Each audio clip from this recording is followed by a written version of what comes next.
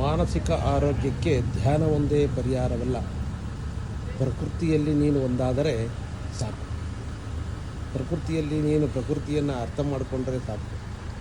ಪ್ರಕೃತಿಯ ಒಡನಾಟವನ್ನು, ಪ್ರಕೃತಿಯ ವಿಸ್ಮಯವನ್ನು ಅರ್ಥ ಮಾಡಿಕೊಂಡ್ರೆ ಸಾಕು. ಪ್ರಕೃತಿಯಲ್ಲಿ ಎಲ್ಲವೂ ಸಹ ಅಡಗಿದೆ.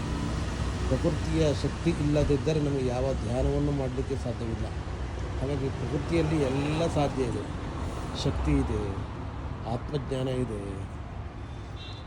ಎಲ್ಲ ಮಾನಸಿಕ ರೋಗಗಳನ್ನು ದೂರ ಮಾಡುವಂಥ ಶಕ್ತಿ ಇರುವಂಥದ್ದೇ ಪ್ರಕೃತಿಯಲ್ಲಿರುವಂತಹ ಪ್ರತಿಯೊಂದು ಹಸಿರು ಎಲೆ, ನಳನಳಿಸುವ ಹೂವಿನ ಪರಿಮಳ, ಹೂವಿನ ಆ ಸುಗಂಧ ದ್ರವ್ಯ, ಹೂವಿನ ಆ ಒಂದು ಬಣ್ಣ, ಇದರಿಂದಲೇ ಸಾಕು. ಪ್ರಕೃತಿಯಲ್ಲಿ ಎಲ್ಲವೂ ಸಾಧ್ಯವಿದೆ.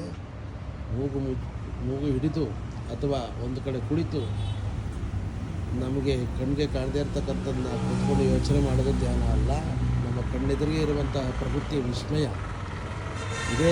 ಈ ಪ್ರಕೃತಿ ವಿಸ್ಮಯನ ನೋಡಲಿಕ್ಕೆ ಪ್ರತ್ಯಕ್ಷ ಪ್ರಮಾಣವಾಗಿ ಕಾಣಲಿಕ್ಕಿರುವಂಥದ್ದೇ ಪ್ರಕೃತಿ ವಿಸ್ಮಯ. ಈ ಪ್ರಕೃತಿ ವಿಸ್ಮಯ ಅರ್ಥ ಮಾಡಿಕೊಂಡ್ರೆ ಎಲ್ಲ ಮಾನಸಿಕ ರೋಗಗಳು ದೂರ ಆಗ್ತವೆ, ಮಾನಸಿಕತೆಯೇ ಇರೋದಿಲ್ಲ.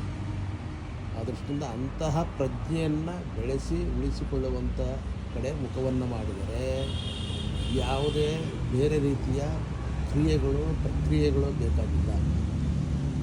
ಇದು ಬಹಳ ವಿಶಿಷ್ಟವಾಗಿರ್ತಕ್ಕಂಥ, ವಿಮರ್ಶಾತ್ಮಕವಾಗಿರ್ತಕ್ಕಂಥ ಪ್ರಕೃತಿಯ ವಿಸ್ಮಯ ಎಲ್ಲರೂ ಒಪ್ಪುವಂಥದ್ದು.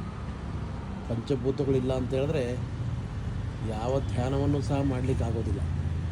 ಪಂಚಭೂತಗಳಲ್ಲಿ ಒಂದು ವ್ಯತ್ಯಾಸ ಆದರೆ ಮೂಗು ಹಿಡಿದು ಕುಳಿತುಕೊಳ್ಳೋದಲ್ಲ, ನಾವು ಕುಳಿತುಕೊಂಡು ಧ್ಯಾನ ಮಾಡಬೇಕಾದ್ರೆ ಸಹ ಪ್ರಕೃತಿಯ ಆ ಒಂದು ವಾಯುಮಂಡಲ, ಅದರ ಒಟ್ಟಿಗೆ ಎಲ್ಲವೂ ಸಹ ಏನು ಪಂಚಭೂತಗಳೇನಿದ್ದಾವಲ್ಲ ಅವು ಸರಿಯಾದ ರೀತಿಯಲ್ಲಿ ಕೆಲಸ ಮಾಡಿದಾಗ ಮಾತ್ರ ನಮಗೆಲ್ಲವೂ ಕೂಡ ಸಾಧ್ಯವಾಗುತ್ತೆ. ಹಾಗಾಗಿ ಪ್ರಕೃತಿಯನ್ನು ಕುರಿತು ಧ್ಯಾನ ಮಾಡಬೇಕಾದ್ರೆ ಪ್ರಕೃತಿಯ ಆ ಪ್ರಜ್ಞೆಯನ್ನು ಕುರಿತು ಧ್ಯಾನ ಮಾಡಿ, ಪ್ರಕೃತಿಯ ತಿಳುವಳಿಕೆಗೆ ನೀವು ಪ್ರಯತ್ನ ಮಾಡಿ.